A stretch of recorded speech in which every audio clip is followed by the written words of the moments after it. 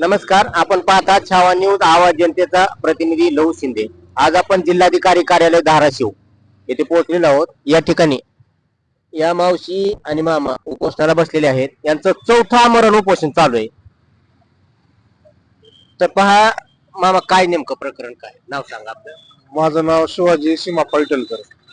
माझ्या मुलाचा 15 वर्षीय मुलाचा म्हणजे इतकं भयानक मारले यांनी। लहान लहान लेकरात झालेले भांडणं मोठ्याने येऊन मारायचे काय कारण आहे? ही कारण झालं पण हे आरोपी 7 महिने फरार होता। 7 महिने फरार असताना त्याची आता पकडले, त्याला त्याची जामीन बी झाली आणि लहान लेकराच्या यात 15-16 वर्षाच्या लेकराच्या जामीन अंडर 19 केस ती जामीन कशी काय झाली ही मला काय कळलं नाही।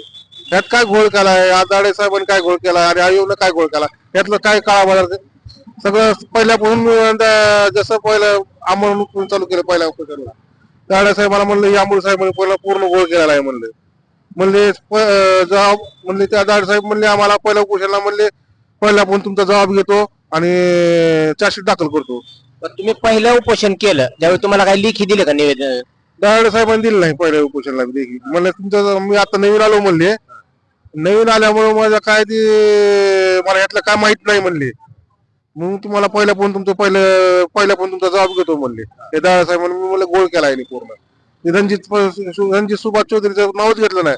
पहिल्या दिवशीपासून आम्ही नाव सांगतो रणजित चौधरी कट्टर म्हणजे वाल्मिडकर कसा झाला तसं त्यानं त्यात कटदारी आहे त्याला। बरं, हे पहिलं उपोषण झालं। दुसरं उपोषण केल्यानंतर काय झालं? दुसरं उपोषण केल्यानंतर आम्हाला आश्वासन दिलं की बाबा आरोपी पकडू, कैलास दादा आणि ओमदादा, कैलास दादा आणि दाडे साहेबांनी की बाबा तू लिखी घेणं तुमचं, आम्हाला लिखी मागितली, लिखी घेतली तुम्हाला कोर्टामध्ये उलट हो तुमचं म्हणले।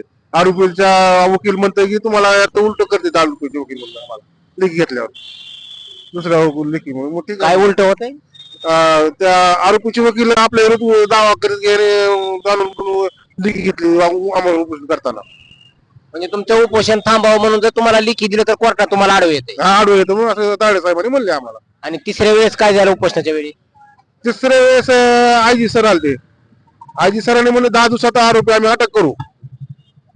तिसऱ्या दिवशी 10व्या दिवशी त्याने बरोबर 10व्या दिवशी अटक केला त्या आरोपीला।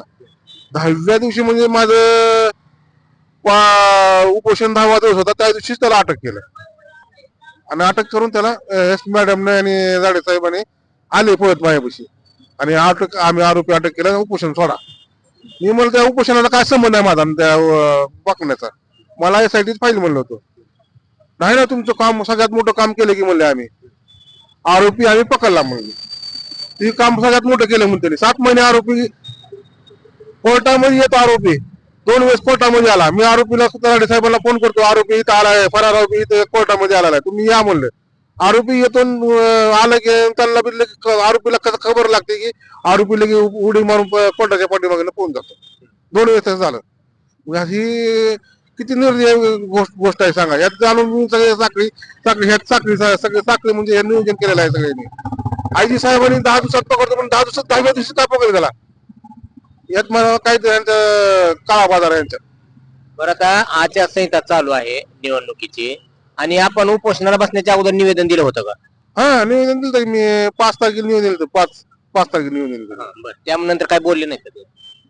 मग 10 वेळेस मी मंत्र्याला जाऊन 5 तारखेला दिलं। मंत्र्याला पैसे गेलो, मंत्र्याला पाटकर मुच्छेड ते आहे का पाटक फडणवीसचा पीए, आमच्या पासून काय उपयोग नाही तुमचा बोले, जिथं झालं तिथंच बसा, इथं बसलं काय आणि तिथं बसलं काय, आमच्या पस्तर येत आहे म्हणले।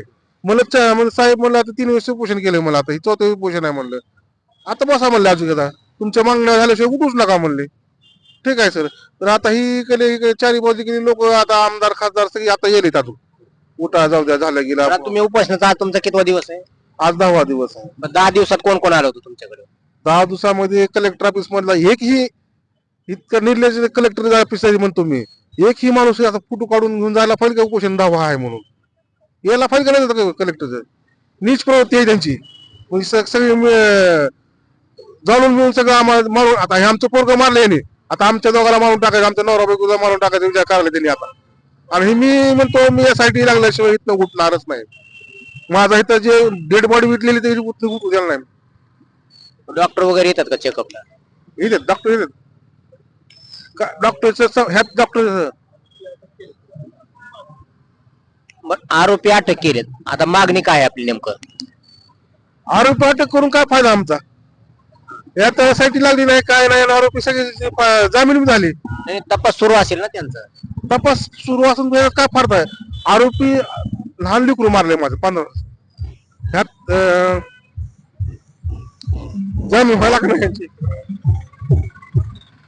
तर पहा, एक खूप मोठी शोकांतिका आहे बरं का, विचार जर केला तर. आता हे आज 10 दिवस झाले, यांना न्याय मिळायला पाहिजे का नाही हा बघणाऱ्यांना एक प्रश्न आहे माझा. मी एक पत्रकार म्हणून आपल्याला प्रश्न विचारतो की जे आज हे उपोषण करतायत तिथं, आज यांची 4थी बारी आहे उपोषणाला बसायची. तर आपण फक्त स्वतंत्र भारतात राहतो, आपल्याला स्वतंत्र आहे. प्रत्येक जणांना खरंच विचार करायचा की स्वतंत्र आहे का आणि न्याय व्यवस्था व्यवस्थित चालते का? एखाद्या सर्वसामान्य माणसाच्या कुटुंबातील एखाद्या लहान मुलाचा जीव घेतला जातो आणि त्या जर माणसाला जर वेळेवर न्याय मिळत नसेल तर ही न्याय व्यवस्था काय काम करते आणि याची काय प्रक्रिया आहे? तर ही खरंच खूप मोठी शोकांतिकाची गोष्ट आहे आणि या गरीब कुटुंबाला न्याय मिळायला पाहिजे लवकरात लवकर. धन्यवाद. आता 20 दिवस झाले करत आहे ती आरोपी तरी रिक्षा घेऊन मध्ये येऊन निघायला लागलाय. आमच्या समोर हसत जात आहे आम्हाला बघून. माझा मुलाचा का त्यांना जामीन मिळाला? का आमच्या गरीबाकडनं सरकार बघेना? घाबरून पोरी आमच्या शाळा सुद्धा जाय नाही. 20 दिवस घरात आहे ती पोरी लपून बसली ती. आता आमचा भाव रस्त्यावर मारली ती, गल्लीमध्ये मारली ती. आम्हाला का सोडते ती ते नाही म्हणून कॉलेज बंद आहे, शाळा बंद आहे, सगळं बंद आहे. का सरकार 10 दिवस उपोषण बसला? का बघिना त्यांच्याकडे? कशामुळे बघिना ती? माझ्या मुलाचा मोबाईल त्यांच्या पैसे सापडला आरोपी, त्याची जामीन होती. म्हणजे किती जामीन प्लॅन केला. माझ्या मुलाचा मोबाईल त्यांच्या पैसे सापडला. कोणा पैसा आपला? आरोपी आरोपी पैसे. काल कार्तिक हिंडा लागला ते मोबाईल घेऊन एक असलेलं हसत मग आमच्याकडनं बघत गेलाय त्या रिक्षामध्ये काल येडोळा. कशामुळे चाललंय ते? कशामुळे सोडली ती अजून दुसऱ्यांना मारायला? आमचं मारल्यानंतर आज आमचं मारली ती, उद्या तुमचं सुद्धा मारणार आहेत ते नाही म्हणून तर तुम्ही सोडला. सरकारला एवढं का कळीना? एकाला गुन्हा झाला म्हणून दुसऱ्यांना करू नये कुणाला बी. आवाज तुमचा आमचा गेला तुमचं उद्या जाईल. त्याच्यामध्ये लक्ष ठेवून लोकांना शिक्षा कट्यावर शिक्षा द्यावत असल्याला फाशीचा हुकूम द्यावा, त्यांना सोडूच नाही. त्यांना जामीन करावं लागलीत म्हटल्यावर. FIR पाहिला का तुम्ही? पाहिला की तुमच्या म्हणण्यानुसार लिहिलंय का? नाही, यात काहीच नाही माझ्या म्हणण्यानुसार. मी दाडे साहेबांना 1000 वेळेस सांगितलं FIR माझ्या म्हणण्यानुसार काय चार्जशीट दाखल केल्यावर दुसरं उपोषण बसलो होतो मी. माझा जबाब उलटा घेतलेला आहे. त्यांनी म्हणले ठीक आहे जबाब घेऊ तुझा, अजून जबाब घ्यायचा तो उपोषणात आलेला आहे. माझं जबाब अजून घ्यायला आले त्यांनी माझं. यांनी सगळ्या जाणून काळा बाजार केलेला आहे. यांचं सगळं राजनीती ह्यात का राजकारण आलेलं आहे मध्ये मोठं. हे मला ह्यात आम्हाला न्याय मिळते का नाही मिळते मला इथनं मी जोपर्यंत यासाठी लागू होत नाही यासाठी मला तोपर्यंत इथलं उठणारच नाही. तर पहा, पोलीस स्टेशनची प्रथम जबाबदारी असते की जो माणूस आपल्याकडे FIR दाखल करण्याकरता येतो त्या माणसाचा FIR सर दाखल करून घेतला गेला पाहिजे. पण वस्तुस्थिती मी स्वतः अनुभवलेला माणूस आहे.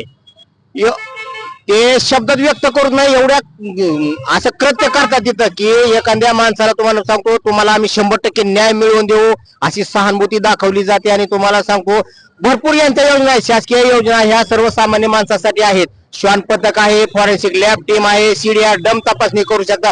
पोलिसांनी मनावर घेतल्यानंतर अर्धा तास कितीही गंभीर गुन्हा असू द्या अर्ध्या तासात आरोपीला अटक करू शकतात पोलिसांनी मनावर घेतल्यानंतर. आणि यांनी मनावर जर नाही घेतलं का तर 2-2 वर्ष चार्जशीट सुद्धा मिळू शकत नाही. हे असंच एक प्रकरण आहे वानेवाडीचं. नारायण बाबा रामजी बाबा वारकरी शिक्षण संस्था वानेवाडी. प्रेम लहू शिंदे त्या 14 वर्षाच्या मुलाची हत्या झाली. त्या मुलाच्या वडिलाला अजूनही विचारा, त्या मुलाच्या वडिलाला अजूनही चार्जशीट मिळालेली जाईल. आणि ह्याच्यामध्ये सगळे भ्रष्टाचारी चोर लोक सगळे मॅनेजर आहे. डोकी पोलीस स्टेशन पासून SP ऑफिस पर्यंत सगळे टोटल मॅनेजर आहेत. आणि ही वस्तुस्थिती ज्यांना कुणाला माहिती पाहिजे असेल ना त्यांचा मी नंबर आहे खाली लिंक मध्ये दिला, त्यांना मी पूर्ण माहिती देतो. आणि ह्या बाबांना एक विचार करा, पृथ्वीवर परमेश्वरानं पाठवलं म्हणजे एक दिवस मरण प्रत्येक जणाला आहे, गरीब असो श्रीमंत आहो. असं गोरगरिबांचे लेकरं मारून तुम्ही लय आनंदानं लय सुखानं जगणार नाहीत. तुम्हाला कर्माची फळं एक ना एक दिवस 100% भोगायचे आहेत. तुम्ही हे असं कुत्र्याच्या मोठीनं मारणार, असं गोरगरिबाची लेकरं खरंच जाणीवपूर्वक मारू नका. आणि पोलीस शासनाला एक विनंती आहे, तुम्हाला कायदा कानून तुमच्या हातात दिलेला आहे, तो सर्वसामान्य माणसाला न्याय देण्यासाठी, गोरगरिबांच्या मुंडक्यावर पाय देण्यासाठी नाही. तर ठीक आहे, धन्यवाद.